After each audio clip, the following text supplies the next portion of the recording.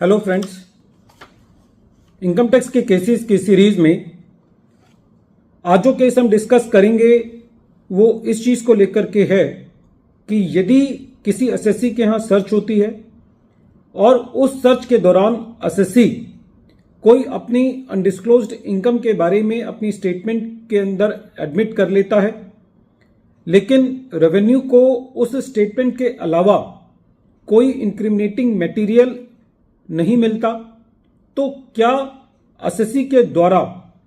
जो सर्च के दौरान स्टेटमेंट रिकॉर्ड कराई जाती है क्या उसी को इंक्रिमिनेटिंग मटेरियल माना जा सकता है? दूसरा, यदि एसएससी के अलावा किसी और एसएससी के यहां सर्च होती है और उस एसएससी के यहां पहले वाले एसएससी से रिलेटेड कोई डॉक्यूमेंट्स मिलते हैं, कहने का मतलब है कि किसी नॉन सर्च्ड एसएससी से रिलेटेड किसी दूसरे एसएससी के यहां जिसके यहां सर्च होती है उससे रिलेटेड यदि डॉक्यूमेंट मिलते हैं तो क्या उसकी असेसमेंट सेक्शन 153A में की जानी चाहिए या 153C में की जानी चाहिए? या दूसरे शब्दों में ये कहें कि यदि दोनों एसएससी के यहां सर्च होती है, दो एसएससी हैं ए और बी, और ए एसएससी की असेसमेंट सेक्शन 153A के अंदर उस मटेरियल के बिहाफ पे की जाती है जो मटेरियल दूसरे एसएससी के यहां मिला, तो क्या वो असेसमेंट सेक्शन 153A में होनी चाहिए या 153C में होनी चाहिए? यही सारे इश्यूज प्रेजेंट केस में चेन्नई आईटीएटी की बी बेंच ने अपने case deputy commissioner of income tax versus BSR builders engineers and contractors के केस में डिसाइड की, और ये case 121 ITR tribunal page number 626 पर रिपोर्ट हुआ। इस केस का जजमेंट 27 मार्च 2024 को आया।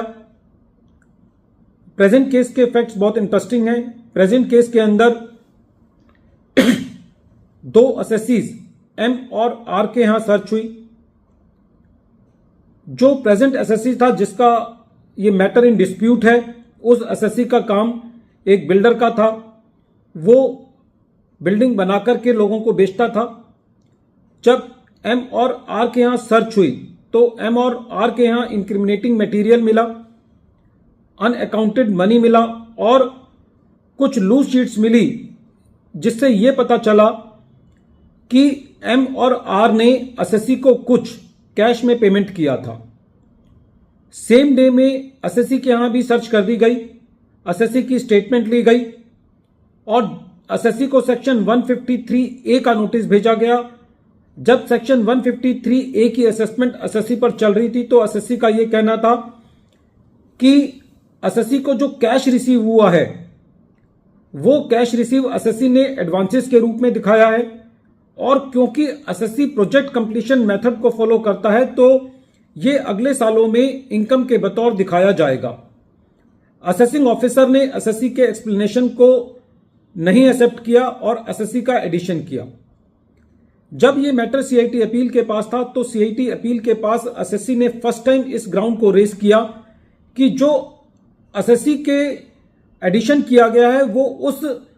डॉक्यूमेंट्स या उस इंक्रिमिनेटिंग मटेरियल के बिहाफ पर किया गया है जो किसी और एसएससी के यहां सर्च में मिला था, और वो मटेरियल मेरी सर्च में नहीं मिला, इसलिए मेरी असेसमेंट सेक्शन 153A में ना होकर के 153C में की जानी चाहिए थी। सीआईटी अपील ने एसएससी की कंटेंशंस को माना और यह कहा कि प्रेजेंट केस में एसएससी की असेसमेंट सेक्शन 153A में नहीं की जानी चाहिए थी, क्योंकि एसएससी के द्वारा दी गई स्टेटमेंट को इंक्रिमिनेटिंग मटेरियल नहीं माना जा सकता और किसी और एसएससी की सर्च में जो इंक्रिमिनेटिंग मटेरियल मिला है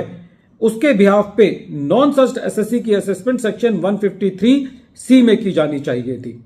इस तरीके से सीआईटी अपील ने एसएससी की अपील को एक्सेप्ट किया। जब ये मैटर ट्रिब्यूनल में गया तो ट्रिब्यूनल का भी ये कहना था कि यदि किसी एसएससी के द्वारा कोई स्टेटमेंट दी जाती है तो वो स्टेटमेंट इंक्रिमिनेटिंग मटेरियल नहीं होती, और असेसमेंट जो है प्रेजेंट केस के अंदर एक सेपरेट सेटिस्फेक्शन नोट को रिकॉर्ड करके सेक्शन 153C के अंदर की जानी चाहिए थी। वीडियो के अंत में एक बार फिर मैं केस का नाम रिपीट कर रहा हूं। केस का नाम है deputy commissioner of income tax versus BSR builders engineers and contractors, और ये case 121 ITR tribunal page number 626 पर रिपोर्ट हुआ। मैटर चेन्नई ITAT की बी बेंच ने 27 मार्च 2024 को डिसाइड किया। Thank you friends.